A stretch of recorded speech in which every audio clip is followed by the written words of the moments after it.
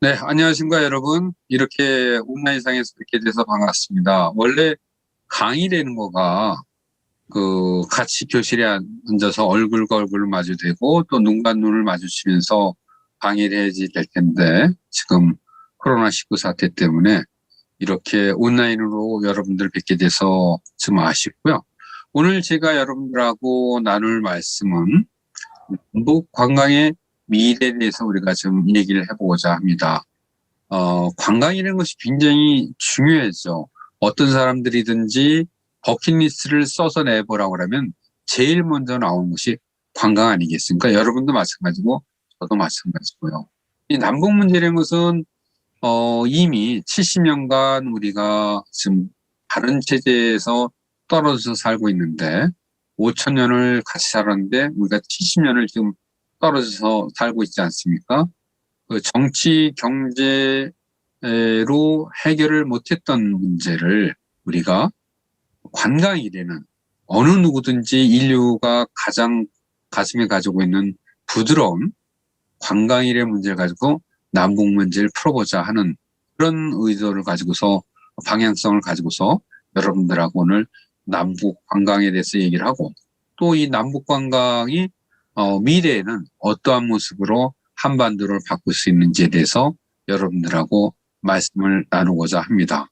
정치, 외교, 군사 문제로 해결이 안 된 부분들을 이 소프트한 관광을 통해서 한번 남북 문제 풀어보면 어떨까 하는 생각을 하셨던 거죠. 그래서 피스 투어리즘, 평화 관광과 크로스보더 투어리즘, 이 국경을 넘나들면서 하는 이 관광 쪽으로 관심을 가지셨고, 그래서 금강산 관광을 시작하셨던 것은 돈을 벌려고 했던 것도 아니고 어떻게 해서든지 이 미래가 없는 남북 청년들의 미래를 밝게 좀 해보자. 그래서 휴전선을 없애려고 남북 관광을 시작하셨던 거죠. 그래서 금강산 관광을 시작하셨던 목적은 이 군사 분계선을 통과하는 육로 관광이 목적이셨던 거예요. 그래서 육로 관광을 하려면 군사 분계선에 있는 그 지뢰도 없애야 될 것이고 남북 군사 군인들이 매일 만나서 대화를 해야 되는 그런 상황을 만들어주고 싶어 했던 거죠. 그럼 왜 금강호로 시작을 했느냐? 우선 길이 없으니까 일단은 바닷길을 통해서 이제 시작을 했던 겁니다.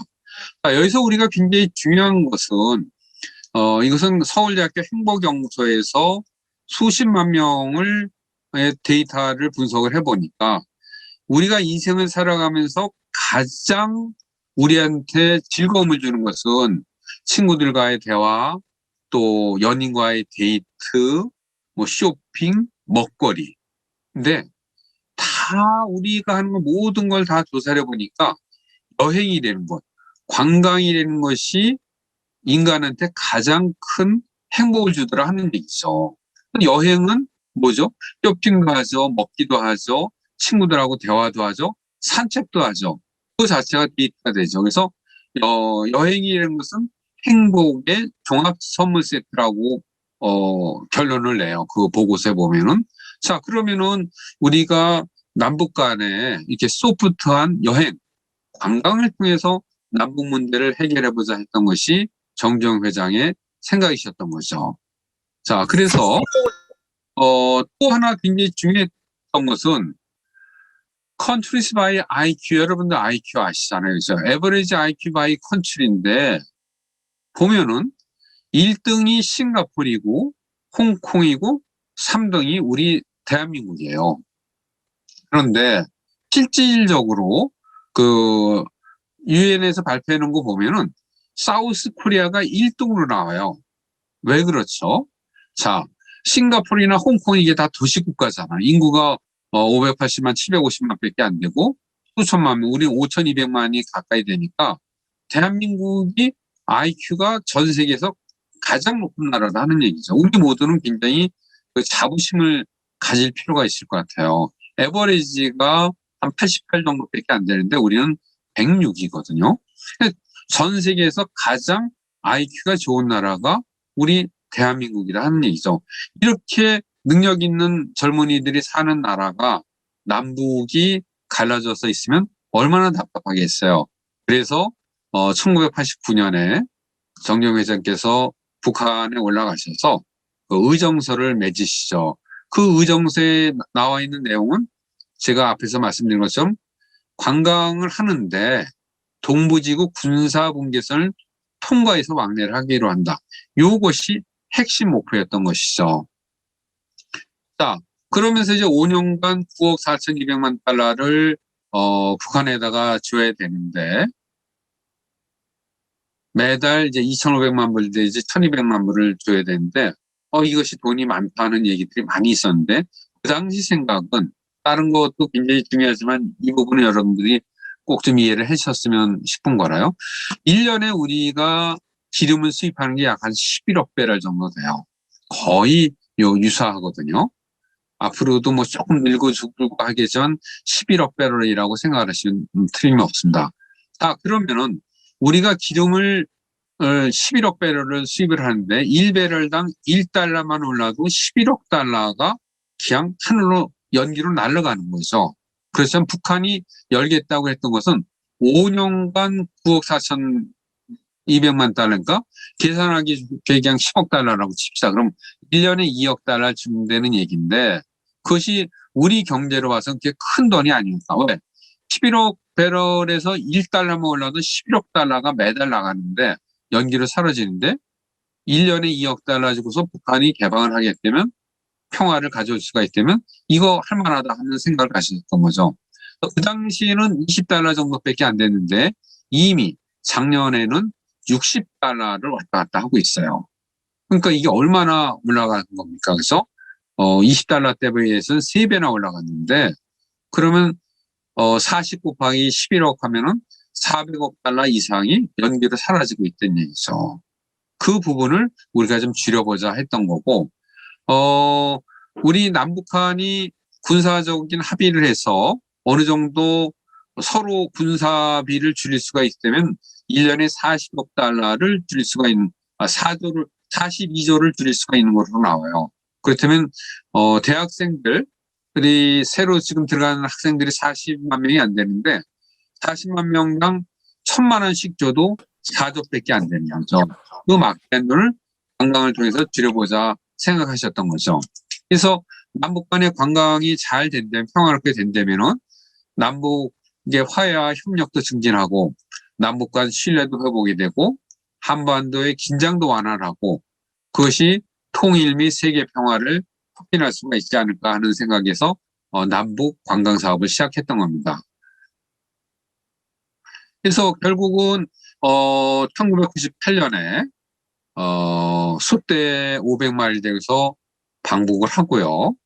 또 그러면서 금강산 지역을 원산까지 해서 어떻게 남한에서 개발을 해주겠다는 청사진을 내주죠. 그래서 해금강에서 원산까지 109km 여기를 잘 개발을 하면은 정말 외국 관광객을 남한으로도 오게 하고 북한으로도 오게 하고 할 수가 있다고 생각을 했던 것이죠. 같은 해 10월에 소떼 501마리를 또 몰고서 올라가시면서 북한의 지도자 김정일 국방위원장을 만나면서 확실하게 이제 금강산 관광에 대한 문제를 다 해결을 하죠.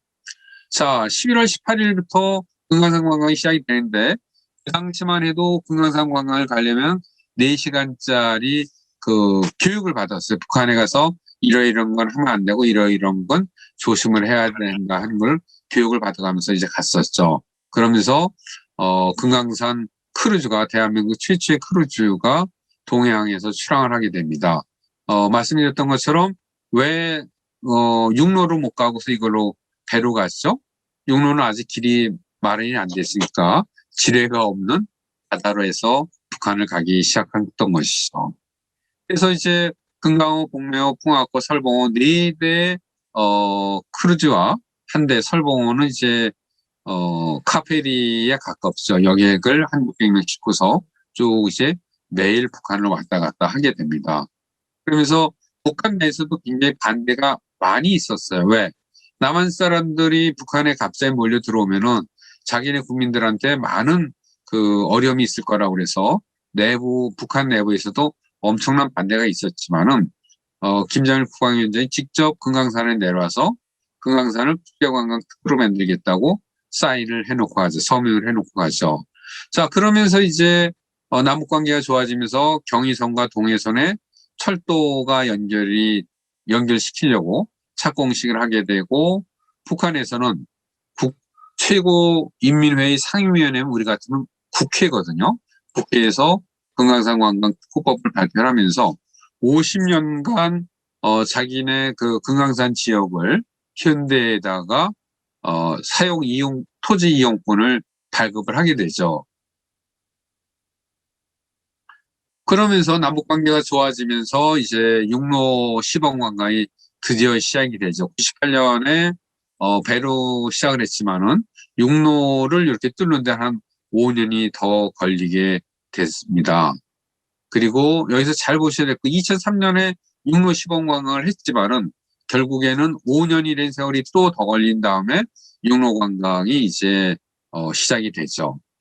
또 한편으로는 개성공단을 만들기 위해서 육로답사가 진행이 되고, 이러한 모든 것들이 금강산 관광에서 생긴 서로의 신뢰를 바탕으로 시작이 됐겠죠.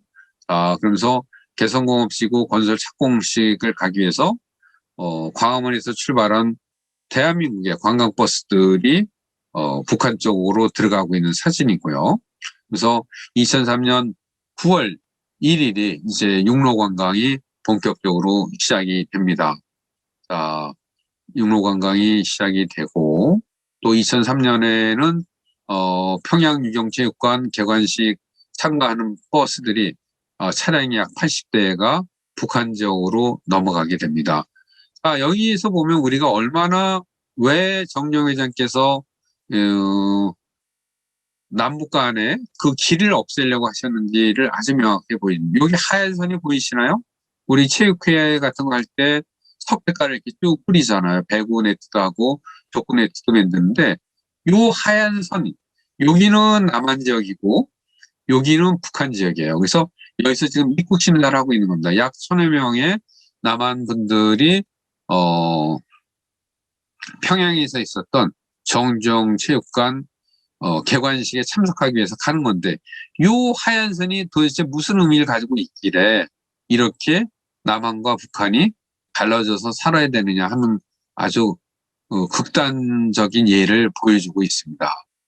그랬던 길들이 이제 남북 간의 관계가 계속 원활하게 진행이 되면서 길이 포장이 되고 당일 관광이 실시가 되게 되죠. 그러면서 또 남북철도가 연결이 돼서 시범 운행을 하게 됩니다. 사실 1902년에 이미 남북철도는 연결이 돼 있었는데 100년이 지나간 아직까지도 우리가 왔다 갔다 하지 못하기 때문에 참 안타까운 일이 아닐 수 없습니다. 그래서 2007년에 이미 시범 운행을 해서 남북의 철도가 다 연결이 돼 있는 상태죠. 문산에서 개성역까지, 또 우리 저진역에서 금강산 청년역까지 연결이 되거든요. 그래서 이쪽으로 해서 이렇게 복잡하게 됐던 데가 육로도 뚫려 있고 철로도 좀 연결이 돼 있죠. 자세한 설명을 드리긴 너무나 시간이 좀 짧아서 안타깝고요. 그래서 여러분들이 고속도로를 다니다 보면은 아시안 하이웨이 넘버 1이 있고 아시안 하이웨이 넘버 6가 있습니다. 이것은 1호 국도선이니까 이 일을 쭉 따라서 가면은 우리가 중국을 통해서 인도로 해서 터키로 해서 결국은 런던까지 다 연결이 돼 있고, 아시안 하이웨이는 부산에서 출발해서 울산으로 해서 강릉으로 해서 속초로 해서 북한까지 금강산까지 연결이 되는 거죠. 그래서 거기서 이제 나아진 선봉을 통해서 러시아의 핫산, 중국, 카자흐스탄, 러시아로 해서 또 역시 유럽까지 연결되는데, 다 이렇게 연결돼 있는데 우리 남북한만 연결이 안 돼 있는 거죠. 이렇게 다 돼서 알 수가 있는데, 요 남북한을 연결을 해보자 하는 것이 남북관광의 의미다 하는 얘기죠. 의의고. 자, 일단 남북관광이 시작되면서 정말 많은 일들이 금강산에서 이루어졌었습니다. MTB 대회도 있었고, 또 사이클 대회도 있었고, 또 오토바이 대회도 있었고, 자동차 대회도 있었고, 이 자동차 대회를 하려면은 비포장도로인데, 여러분들이 아시는 것처럼 대한민국에서는 비포장도로 찾기가 굉장히 어렵잖아요. 근데 북한은 아직까지 비포장도로가 많기 때문에 아무 데나 달려도 되는 거죠. 이러한 그 상상하기 어려운 일들이 이루어졌었고, 또 청년들 평화 페스티벌도 있었고, 여기서는 여러분들 대학생들이 정말 많은 대학생들이 북한의 대학생들과 만나서 통일에 대해서도 얘기하고 평화에 대해서도 얘기하고 서로의 문제에 대해서도 고민을 했었죠. 그리고 금강산에서 마라톤 대회도 했었고 전국체전에 성화체화도 했었고 또 황진이 공연도 하고 심지어는 미스코리아 대회도 거기서 있었어요. 지금 여러분들 상상이 되십니까? 이게 불과 10여 년 전에 우리한테 15년 전, 20년 전에 있었던 일들인 거죠. 그리고 많은 학생들이 여름에 이 군사지역으로 묶여있던 해수욕장에서 해수욕도 즐길 수가 있었고 또 모터사이클 대회도 이렇게 있었던 거죠. 자, 금강산 관광이 여러 가지 부침이 있었지만은 발전을 거듭해 가면서 마지막으로는 35만 명이 한 해에 갔었죠. 그래서 오늘 5월 13일 현재로 봐서 중단이 됐잖아요. 그래서 벌써 4,689일, 근 5,000일이 지금 중단이 됐네. 참 안타까운 부분이죠. 저것을 시작할 땐 정말 어려웠었는데 이렇게 중단됐다는 것도 참 지금 생각해도 가슴이 먹먹하네요. 자, 그러면서 금강산에는 정말 많은 허벌판에 많은 시설들이 들어가게 됩니다. 그래서 크루즈 전용부도 생기고 또 온천장도 생기고 하루에 1,000명이 들어갈 수 있는 온천장도 생기고 쇼핑몰, 한국관광세 면세점, 여러 음식점들 또 교회를 볼 수 있는 서커스 전용장도 있었고 해상호텔 또 해산물 식당, 호텔들 그런 것들이 많이 자리 잡게 됐었죠. 더 중요한 것은 금강산 현지 주민들에 대한 지원 사업이 NGO에서 정말 많이들 일어났었습니다. 사과 농장도 해줬고 벼 농사 짓는 것도 가르쳐주고 또 이 돼지를 키우는 방법도 가르쳐주고 이거에 대해서 굉장히 재밌는 얘기들이 많은데 시간이 많지 않아서 혹시 다음 기회가 있으면 또 말씀을 드리도록 하겠습니다. 그리고 북측에는 그 금강산 지역 같은 데는 국립공원으로 지정이 돼 있어서 나무 하나 풀 한 폭이 손을 댈 수가 없어요. 그러면 겨울에 얼마나 추울까요? 전기 사정은 여러분들이 잘 아시지 않습니까? 겨울에 꽝꽝 얼은 냉방에서 산모들이 아기를 출산해야 되는 그런 문제들을 보게 됐던 거죠. 그래서 정말 많은 남측의 따뜻한 마음을 가지신 분들이 북측에 아궁이도 개량을 해주고 보일러도 놔주고 연탄도 보내주고 그런 역할을 했던 것이죠. 이런 것을 통해서 북한 사람들은 남한은 미제의 앞잡이고 자기네들보다 못 산다고 배웠는데 그게 아닌 것을 배우게 됐고 또 우리 남한의 많은 분들도 북한은 머리에 뿔 날고 얼굴이 빨갛고 얼굴에 털 난 사람들이라고 배웠는데 그게 아니고 우리 똑같은 마음을 가진 사람들 한민족이 살고 있는구나 하는 것을 느끼게 됐던 거죠. 그러면서 정말 많은 치과 의사분들이 일요일 토요일을 반납을 하고 쉬셔야 될 텐데 차를 금강산까지 몰고 오셔서 북한 주민들을 이렇게 일을 치료해 주고 그러시면서 정말 그 금강산 관광이 시작은 관광으로 했지만은 그 관광이 북한 주민들의 마음을 사는데 굉장히 큰 역할을 했던 것입니다. 남북 대학생들 상봉 모임도 정말 여러 번 했었고요. 통일 모내기도 하고 또 심지어는 KBS 열린음악회도 같이 했었던 거죠. 그리고 또 윤희상 추모제 같은 것들도 했고 무엇보다도 정말 보람있고 감사했던 것은 이산가족 상봉 행사를 금강산 관광을 통해서 할 수 있었던 거죠. 그래서 18번이나 이산가족 행사가 거기 있었고요. 여러분들 한번 생각을 해보세요. 여러분들 사랑하는 엄마 아빠하고 오늘 갑자기 헤어져서 50년을 못 만난다. 오빠하고 50년을 못 만난다. 상상이 안 가는 얘기잖아요. 그래서 그런 것들을 우리가 겪었다 하는 얘기죠. 그걸 없애보자는 것이 관광의 역할인 거죠. 어찌됐든 이제 3년 전으로 다시 시계를 거꾸로 돌아보면은 두 분이 만나서 평화 번영을 심으려고 했는데 잘 안 되고 있죠. 그렇죠? 왜? 이미 시간이 늦어져서 남북의 문제만이 아니라 전 세계 문제, 국제 문제화 돼버린 거죠. 미국이 개입을 하고 중국이 개입을 하고 싶고 또 일본은 또 자기의 몫을 내고 그러한 것들이 있다 보니까 우리 남북의 지도자의 생각만 가지고서는 이 남북 문제가 해결되지 않는 그런 어려움에 우리가 처해 있습니다. 하여튼 두 분이 3번에 걸쳐서 만나고 또 남북 정상이 평양에서 만나서 실제 평양 관중 앞에서 연설을 하시게 되죠. 요거 한 3분 되니까 잠깐 보시도록 할게요. 평양 주민 여러분, 사랑하는 동포 여러분, 우리는 5,000년을 함께 살고 70년을 헤어져 살았습니다. 나는 오늘 이 자리에서 적대를 완전히 청탄하고 평화의 큰 걸음을 내딛자고 제안합니다.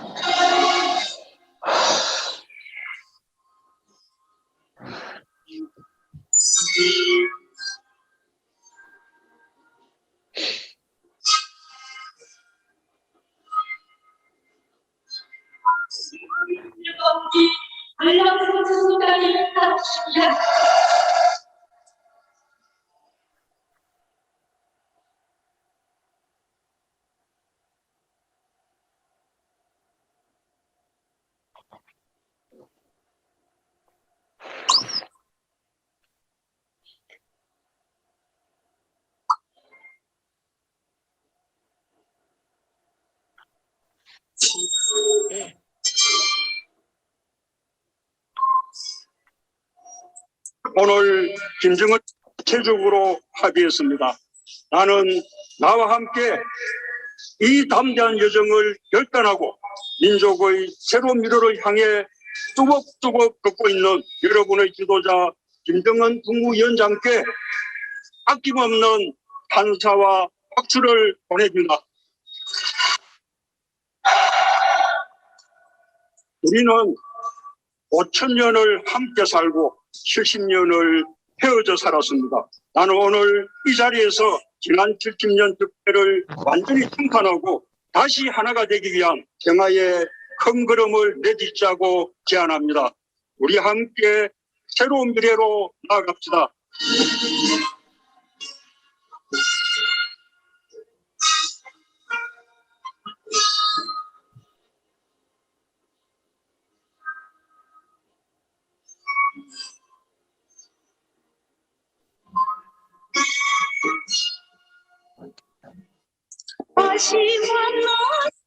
여러분들 왜 이렇게 평양 시민들이 환호를 했다고 생각하시나요?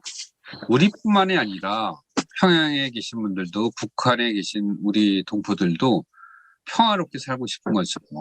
그렇죠? 그래서 평화가 찾아올 수 있다는 기대감에 저렇게 열렬하게 환영을 했고요.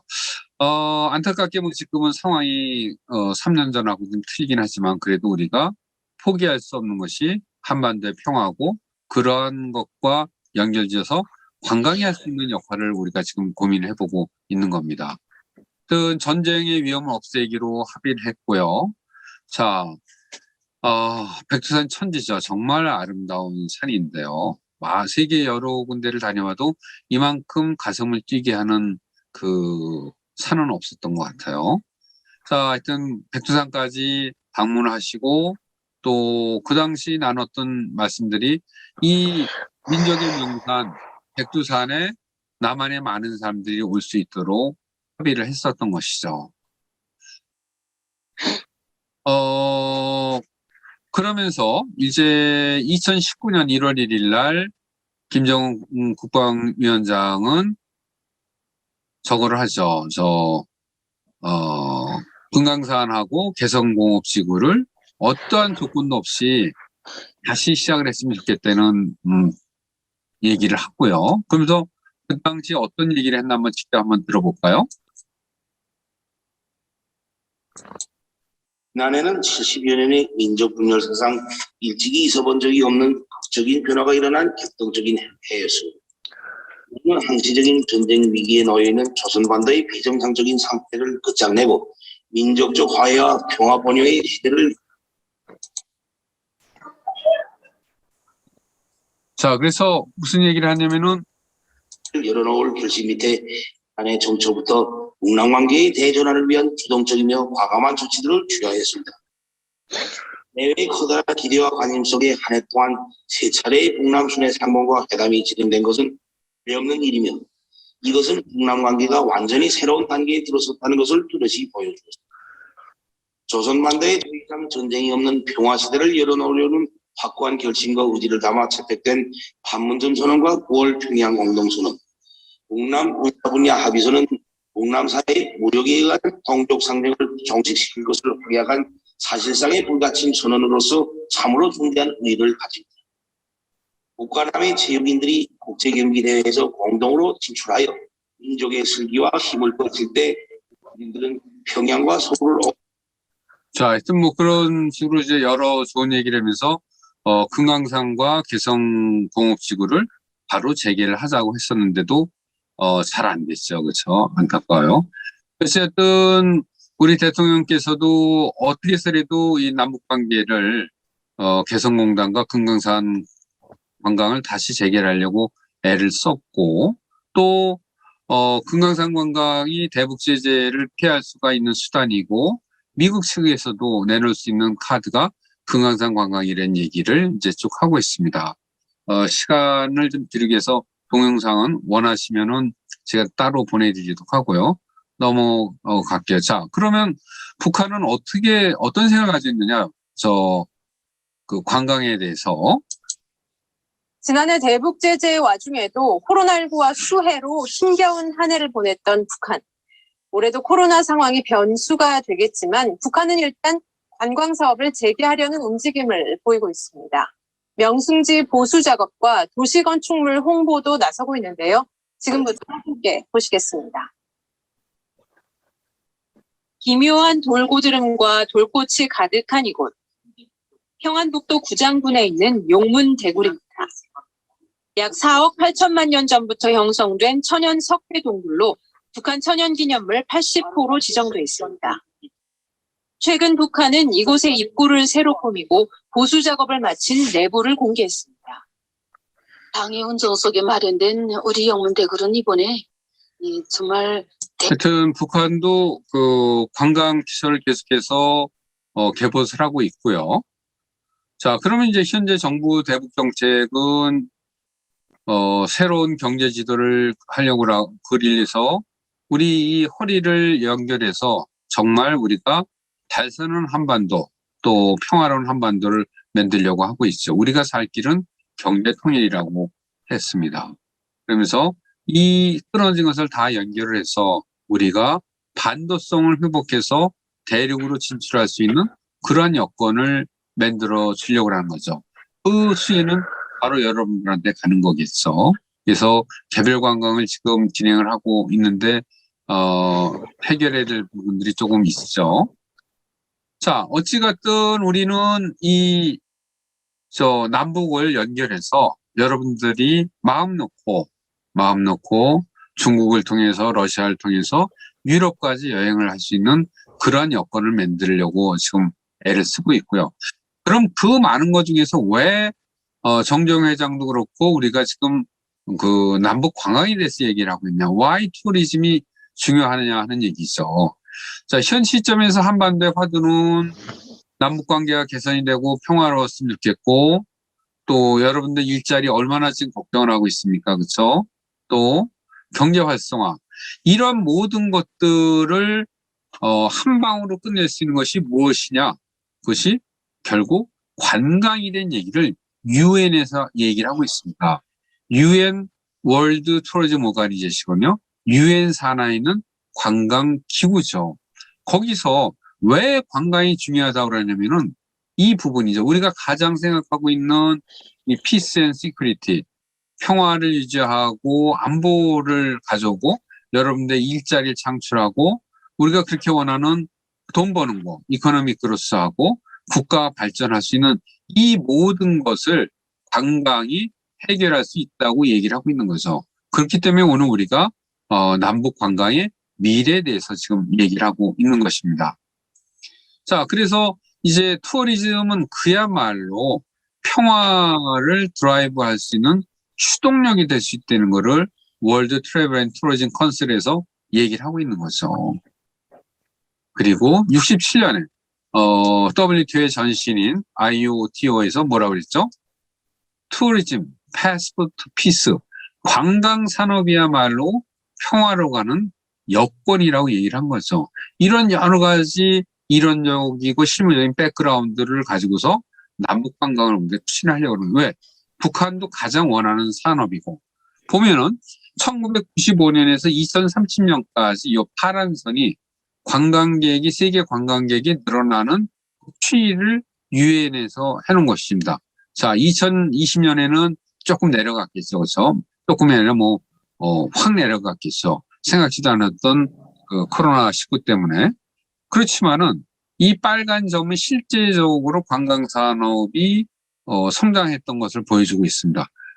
이게 35년 장기 예측이었는데도 이렇게 소름 끼칠 정도로 잘 맞아가는 거죠. 자, 지금 우리가 코로나 때문에 잠시 주춤하고 있지만은 이제 폭발적으로 늘어나겠죠. 이러한 관광 산업에서 한국과 북한이 협조할 수 있는 것이 상당히 많은 거다 하는 얘기죠. 자, 한국이 얼마나 다이나믹한 나라인지를 제가 보여드립니다. 이것은 실시간으로 지구상에서 떠다니고 있는 항공기의 궤적을 추적할 수 있는 프로그램. 여러분들도 무료로 스마트폰에다 깔아서 볼 수가 있어요. 이 많은 비행기들이 다니고 있는데, 이렇게 많은 비행기들이 실시간으로 다니고 있는데, 놀라운 발표가 나옵니다. 영국의 더 텔레그래프라는 그 매체에서 The World Busiest Air Route You Will Never Guess요. 자, 이 많은 그 비행기가 떠다니고 있는데 이 중에서 가장 바쁘게 비행기가 다니는 루트가 어딘 줄 아느냐? 당신들 상상도 못했을 거다. You will never guess요. 홍콩? 아니면 히드로공항에서 JFK? 홍콩에서 싱가포르? 그게 아니라 잘 보셨던 건 서울이에요, 서울. 서울에서 제주 노선이 전 세계에서 가장 다이나믹하게 바쁘게 움직이는 노선이다 하는 얘기죠. 근데 그것이 한 1년 만이 그런 게 아니라 2012년 이후에 계속해요. 제주에서 서울이 최고입니다. 1000만 명. 삿포로에서 도쿄 800만 밖에 안 돼요. 이런 식으로 국경에서 상해가 굉장히 바쁠 것 같은데 700만 밖에 안 되고 이렇다는 얘기죠. 그래서 정말 세계에 누구도 상상도 못했던 전 세계에서 가장 바쁜 노선이 대한민국에 있다는 얘기죠. 그렇죠?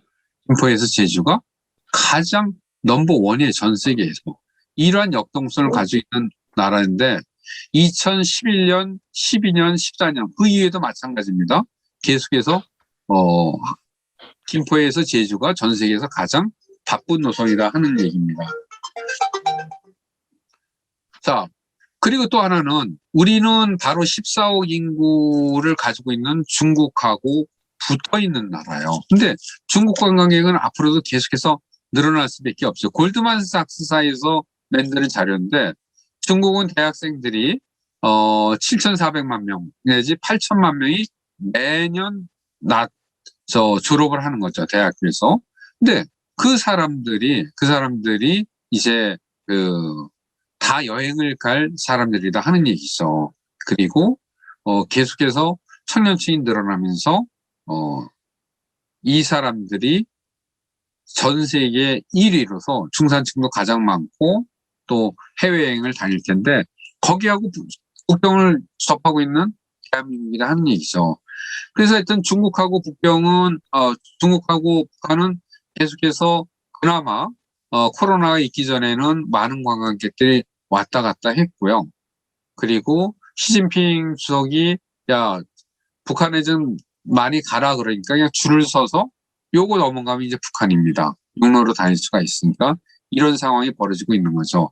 자, 북한은 엄청나게 남한한테 관광을 재개하자고 호소도 했고 압력도 줬고 그랬었죠. 마지막으로 북한이 얘기했던 것은 2019년 9월 22일 날 블라디보스톡에서 이 강모 참사련함을 내보내서 정말 간곡하게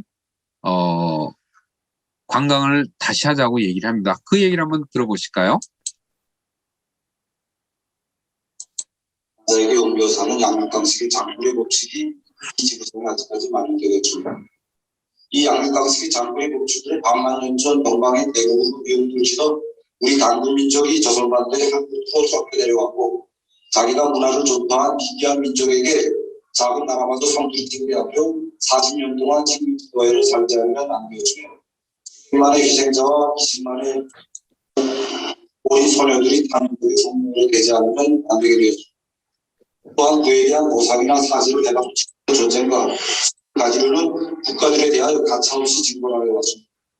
때문에 대국들이 강한 자는 언제나 올라가던 단군 민족이 변화되던 간에 이 민족이 부흥할 길은 우리가 찾아가야 합니다.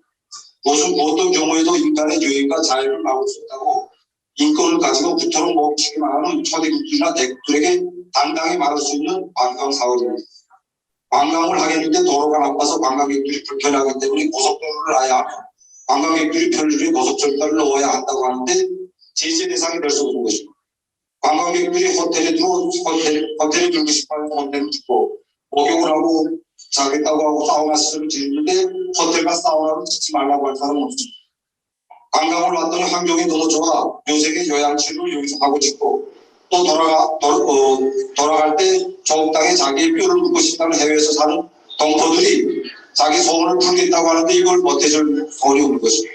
고속철도와 도로가 제대로 작동하려면 전기가 있어야 하며 발전소가 들어야 하고 관광객들이 많이 오자면 먹을 것이 있어야 하니 태양광 원실이나 그 원실의 필요를 보장하자 목적이 건설되어야 하고 고속철도와 도로에 기자된 자금을 장악하기 위해서 강산이 개발되어야 하며 기술 협력으로 모두가 가치를 창출하는 기업들이 들어서야 하고 신목 생산을 위해서 세멘트 공장에 들어가야 하고 철공 생산을 위해서 제강소가 들어가야 하며 하부 구조망을 위한 관 생산 공장에 들어가야 하고 전주대 공장이나 케이블 공장에 들어서야 하고 관광객들의 금융공사, 보험공사, 무료공사, 선전화공사, 인필리티 공사가 들어가야 합니다. 따라서 인간이 들어가서 인간이 누릴 수 있는 생활을 위한 모든 것이 건설되어야 합니다.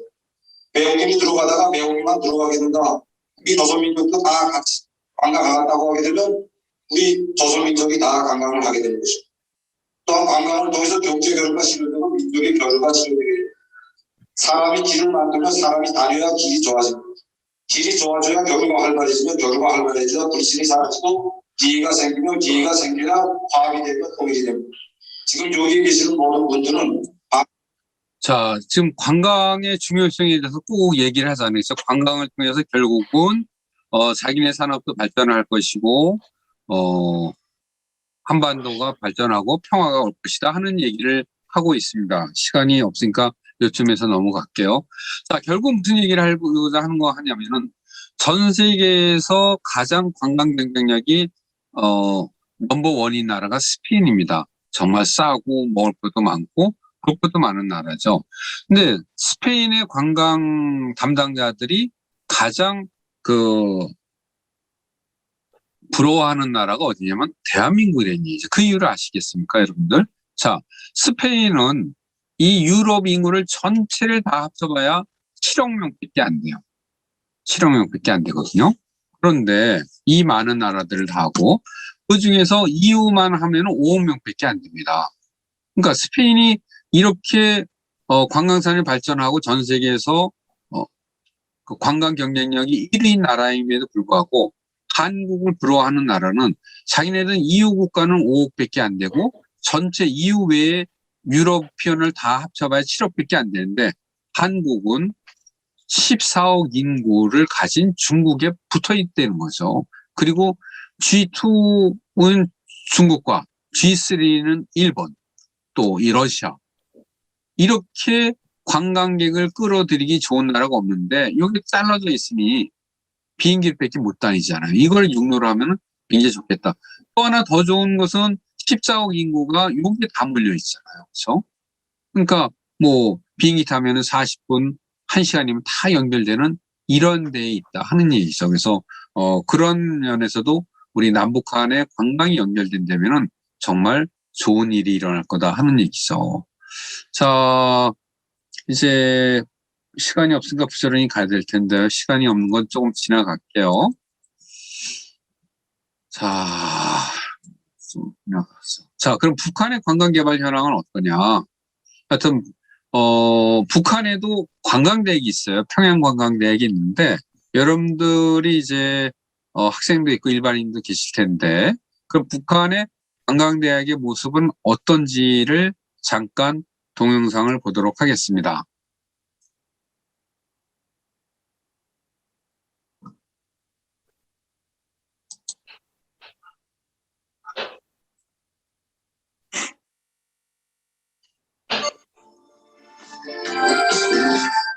평양 관광대학의 모습이고요. 관광학과 학생들이 공부하는 모습이고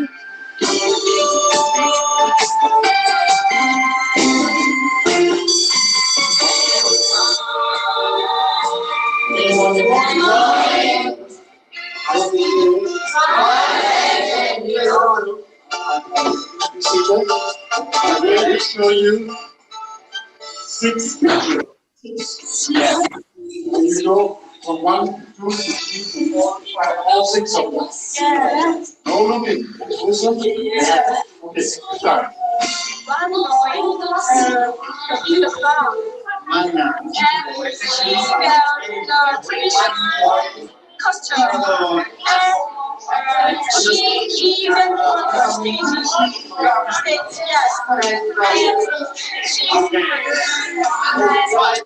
Oh, yes.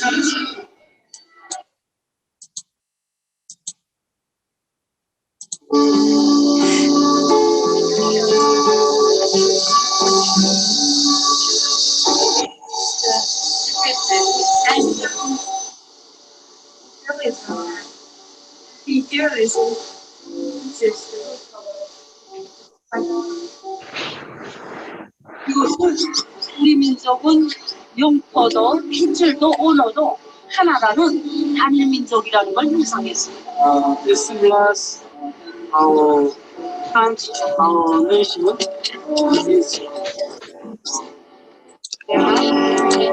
자, 하여튼 열심히들 공부하는 모습 보셨죠? 하여튼 그 학생들 보면은 우리하고 전혀 다를 게 없이 영어도 열심히 공부하고 또 통역 연습도 하고 그러는 거죠. 자, 북한 경제특구 상황인데 이 중에서 관광에 대한 것들이 상당히 많이 있잖아요. 그렇죠? 그래서 이 북한에서 관광을 그만큼 중요시 여기고 있다는 얘기고요. 원산, 금강산, 무봉, 또 나진 선봉이라고 그래서 나선지구, 청진 쪽에 칠보산 같은 것들이 있죠. 그렇죠? 그래서 신평관광지구, 또 관광을 하려고 굉장히 애를 써요. 개성에는 뭐가 있죠? 고려의 수도였기 때문에 유네스코에 등재가 돼 있죠. 그 전체 지역이. 그래서 청수관광 이렇게 이제 많은 지역들을 이제 관광을 하려고 준비들 하고 있고요. 하여튼 젊은 지도자가 오면서 원산하고 금강산 지역을 연결을 해서 국제관광구역을 마이스의 중심지로 만들겠다고 하는 거죠. 그렇죠? 국제회의식으로 만들겠다고 하는 거죠. 또 스키장도 만들어놨고 하여튼 관광을 가지고서 먹고 살겠다고 결정을 한 거죠. 왜? 스위스에 본인이 가서 공부를 해보니까 북한은 지금 뭐 전자산업을 하겠습니까? 아니면은 자동차 산업을 하겠습니까? 있는 것 그대로 다른 산업에 비해서는 비교적 적은 비용을 투자를 하면은 관광을 할 수가 있는 것이죠. 그래서 원산의 갈마공항을 자기네들이 직접 만들었고 외자 유치를 해서 실제로 이 지역이 어떤 지역이었냐면 이렇게 어마무시하게 포훈련을 하던 데죠. 여러분들 이런 사진을 보신 적이 있나요? 이런 지역을 이렇게 포사격을 하고 하던 데를 싹 바꿔서 관광지역으로 바꾼 거죠. 이렇게 됐던 데는 이렇게 바꾼 거죠. 벌써 오픈했어야 할 텐데 코로나 때문에 준공을 못한 것 같고요. 온 국민이 다 일어나서 원산 갈마 해양관광지구를 건설을 해놓은 거죠. 외국 관광객을 받고 한국 관광객을 받으려고. 그 포를 쏘고 훈련을 하던 데를 이렇게 많은 숙박시설을 만들고 위락시설을 만들어서 관광을 하려고 하는 거죠. 이렇게까지 바뀐 거죠. 그러면서 공항도 원래는 현대에서 짓기로 했었는데 본인들이 지어놨고 또 그렇게 하면서 평양에 대해서도 많은 관광자원이 있지만은 이거는 전체적으로 아주 축약해 놓은 거니까 한번 보시도록 하겠습니다. 평양의 관광을 위해서 만들어 놓은 필름이에요.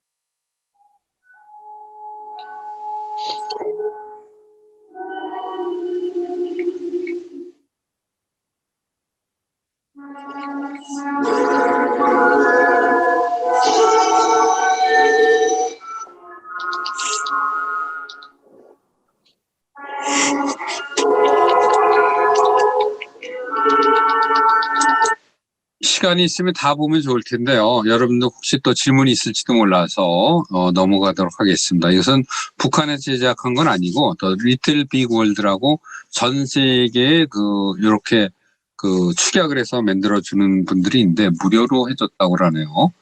자, 또 여러분들 관심 있으시면은 유튜브에 들어가시면 걸어서 세계 속으로 해서 평양편이 있어요. 그래서 48분 동안에 평양에 대해서 아주 많은 얘기들이 나오니까 관심이 있는 분들은 한번 들어가서 보시면은 평양에 대해서 이해를 하는데 굉장히 도움이 될 거예요. 시간상 넘어갈게요. 그냥 정보만 드리고. 자, 그러면서 개성은 500년 도읍지로서 세계遺産에 등재가 됩니다. 그래서 거기에 대한 것도 여러분들이 혹시 좀 관심 있으시면 찾아보셨으면 좋겠어요. 이게 3시간짜리 정도 되면은 보면서 같은 얘기를 여러 가지 대화를 했으면 좋겠는데, 개성이 세계 문화유산으로 개성 지역이 전체가 포함이 되어 있다 하는 얘기고요. 개성은 하여튼 통일 고려 수도잖아요. 그렇죠? 근데 북한은 신라를 통일 국가로 인정을 안 합니다. 외세를 끌어들여서 했다고 해서 그래서 요건 우리하고 좀 이제 보는 눈이 틀리는데 하여튼 그 유명한 고려 청자 고려 인삼의 원산지고 판문점도 있고 거기 가면 뭐 여러 가지 이제 왕건능, 공민왕릉, 영통사, 선주교, 개성에 있는 남대문, 연복사정, 박연폭포 같은 관광지들이 있다 하는 얘기죠. 많은 관광지들이 있고 개성은 좋은 게 뭐죠? 시내에서 출발하면은 우리가 2시간이면은 관광을 시작하고 있거든요. 가는 데까지는 1시간밖에 안 걸리고. 그래서 지금 많은 외국 관광객들이 판문점이나 임진강을 가는데 이것이 연결되면은 많은 외국 관광객들이 하루에 남한과 북한을 동시에 볼 수 있는 그런 상품을 될 수가 있겠죠. 현재 통일부 장관인 이인영 장관께서 하여튼 여러모로 남북을 연결해 보려고 애를 쓰고 있고요. 이제 북한과 남한은 반도해야 되는데 지금 섬이잖아요. 이게 완전히 잘려져 있다 보니까 여러분들이 어떻게 나갈 수 있는 방법이 없는 거죠. 그래서 이거는 이제 로버트 루카스 교수라고 시카고 대학의 그 아주 유명하신 노벨 경제학상을 받으신 분이세요. 참고로 시카고 대학은 대학교 한 군데에서 노벨상만 100개가 나오는 학교입니다. 제가 한 2번 가봤었는데 대단한데요. 어쨌든 그분이 말씀하시기를 합리적 기대 이론의 창시자신데 정말 북한하고 우리가 잘 활용되면은 남한은 엄청난 잠재력이 있다. 그래서 북한을 위해서 선 것도 있겠지만은 남한을 위해서라도 남북이 잘 연결돼야 된다 하는 얘기를 하셨어요. 그리고 이거는 이제 골드만삭스에서 나온 발표 자료죠. 자, 통합이 된다면 통일까지는 안 되더라도 남북한이 전쟁 안 하고 평화롭게 서로 협력만 해더라도 일본이나 독일이나 브라질 추월해서 세계 2위의 GDP를 가진 나라가 될 거다 하는 얘기죠. 그래서 2번에 걸쳐서 보고서가 나왔는데 시차를 두고 나왔는데 그 의견은 변함이 없습니다. 자, 50년 후면은 여러분들 30년 후에요. 여러분들이 한참 일할 나이가 되겠죠. 여러분들 위해서라도 남북관계 잘 됐으면 하는 바람이죠. 그래서 이게 연결이 되면은 중국에서만 약 1285만, 1300만 명의 관광객이 왔다 갔다 할 거다 하는 얘기죠. 일본에서도 남한을 통해서 북한을 가고, 북한을 통해서도 외국 관광객이 남한을 오고, 우리가 먹고 살 길이다 하는 얘기를 하고 있습니다. 그래서 정말 이것이 잘 됐으면 좋겠다 하는 얘기고요. 현 정부에서 가지고 있는, 다음에 어떤 정부가 나오더라도, 이 신경제 구상, 이 남북을 연결해서 발전하는 것은 변함이 없을 것 같고요.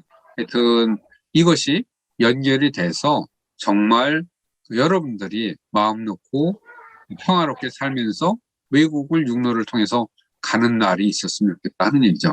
자, 원산하고 금강산이 왜 중요하냐면 지금 북한에서는 금강산하고 원산을 하나의 권역으로 묶어서 관광 개발하고 있고요. 우리는 여러분들 잘 아시는 것처럼 속철 중심에서 설악산이 있잖아요. 그렇죠? 그래서 이것을 남북의 관광 권역으로 묶어서 하려고 하는 것이죠. 자, 금강산도 굉장히 좋은 산이고 우리 설악산도 굉장히 좋은 산이죠. 플러스 원산에 좀 아까 여러분들 보셨던 것처럼 정말 트럼프가 극찬했던 그 원산 명사 심리를 통해서 관광을 개발한다면은 굉장히 우리는 남북한이 힘을 합쳐서 경쟁력 있는 관광 대국이 될 수 있다 하는 얘기고요. 개성에서 공단에서 정말 좋은 물건을 값싼 가격에 생산해서 우리들이 쓸 수가 있고 개성에 계신 분들도 경제적으로 많이 도움이 되겠죠. 하여튼 앞에서 잠깐 말씀드렸지만 전제 조건이나 대가 없이 개성공업지와 금강산 관광을 대개를 하고 싶은 것이 끊임없는 북한의 생각인 거죠. 이게 잘 됐으면 좋았을 텐데 많은 얘기들을 나눴고 지금은 잠깐 어려움이 있지만은 하노이 회담 위에 어려움이 있지만은 우리가 일단 풀어나가야 될 문제라고 생각하고요. 다시 한번 정리를 하자면요. 이 유럽 다 해봐야 7억밖에 안 되는데 우리는 14억 인구를 가진 그 중국을 바로 옆에 가지고 있다 하는 얘기를 말씀드리고요. 정말 남북 관광이 잘 돼서 그 여러분들 세대에는 그 혜택을 받았으면 싶은 거죠. 자, 우리가 굉장히 어려움을 많이 겪고 있습니다. 그렇죠? 지금 문재인 대통령 이후에도 통일부 장관이 4명째고요. 우리들은 51년간 제가 나눠보니까 통일부 장관이 41명이 바뀌었어요. 1년 2개월 뺏기 정책을 펼 수 있는 시간이 없었던 거죠. 자, 남북 문제라는 건 70년이 지났지만 우리가 아직도 해결하려고 애를 쓰고 있지 않습니까? 너무 짧게 바꾸지 말고 좀 우리가 장기적인 시야를 가지고서 긴 호흡을 가지고서 풀어가야 될 문제입니다. 자, 3년 전에는 정말 봄날이었지만 3년이 지난 지금은 남북관계가 굉장히 어려워져 있지만은 꾸준함을 가지고서 갔으면 어떤가 싶은 생각이 들고요. 독일 통일을 만들었던 분이시죠. 자, 이분은 겐서 외무부 장관 플러스 우리 같은 통일부 장관을 했는데 18년간을 정권이 바뀌어도 이분은 자리를 바뀌지 않았습니다. 그래서 그런 꾸준함을 가지고서 독일도 통일을 했다 하는 말씀을 드리고 싶습니다. 여러분들 장시간 들어주셔서 고맙고요. 드리고 싶은 말씀은 정말 많았지만은 시간 제약이 천천히 말씀드리지 못해서 좀 안타깝고요. 북한의 주인이 누구냐? 지금 중국이 다 가져가고 있잖아요. 그렇죠? 70% 90% 이상 경제도 그쪽에서 다 가져가고 있고 그런데 결국 우리 대한민국 헌법에는 대한민국의 영토는 한반도의 그 부속도서를 한다. 여러분들의 땅이고 여러분들의 국민들이에요. 그래서 이것을 어떻게 해서라든 좀 풀어보자 하는 생각이고요. 자, 이것은 북한을 위해서도 아니고 물론 이제 북한도 좋아지겠지만 북한의 필요성보다는 우리 남한의 여러분들의 이 더 혜택이 돌아가는 그러한 거다 하는 얘기죠. 결국은 우리 헌법에 나와 있는 것을 우리가 너무 팽개쳐놓고 있는 건 아닌가. 자, 우리는 지금 섬나라예요, 섬나라. 그렇죠? 이 섬나라를 어떻게 해서든지 연결을 해서 여러분들이 마음 놓고 대륙으로 진출할 수 있는 그런 날이 빨리 오길 바랍니다. 자, 이게 연결이 돼야 될 텐데 섬나라 같이 이게 지금 인공위성에서 찍은 그 한반도의 사진 아니겠습니까? 평양만 있고 뭐 거의 깜깜하잖아요. 그래서 이러한 한반도가 이렇게 바뀌길 바라는 거죠. 이 사진은 트럼프 대통령이 북지의 지도자를 싱가포르에서 만날 때 줬던 사진과 동영상이에요. 그 동영상도 보면 좋은데 시간 관계상 좀 그렇고요. 이렇게 바뀌게 된다면은 결국은 이것이 북한에도 도움은 되겠지만 잘 사는 사람들은 더 평화롭게 살기 원하겠죠. 가진 게 많은데 그게 파괴되기를 원하지는 않을 겁니다. 그래서 남북 관광을 통해서 남북 관광의 미래는 지금은 굉장히 암울해 보이지만은 그래도 희망을 잃지 말고 천천히 한 발자국 한 발자국 가다 보면은 남북한이 이렇게 되고 여러분들이 마음 놓고 대륙으로 진출할 수 있는 그런 때가 되면은 한반도가 정말 평화롭고 강한 나라가 될 수 있지 않을까 싶습니다. 여러분들 조금 바쁘게 말씀드렸지만은 들어주셔서 감사하고요. 한 10분, 15분 남았으니까 혹시 질문이 있다면은 질문을 받고 제가 아는 범위 내에서 답변을 드리도록 하겠습니다. 여러분들 장시간 들어주셔서 감사합니다. 고맙습니다.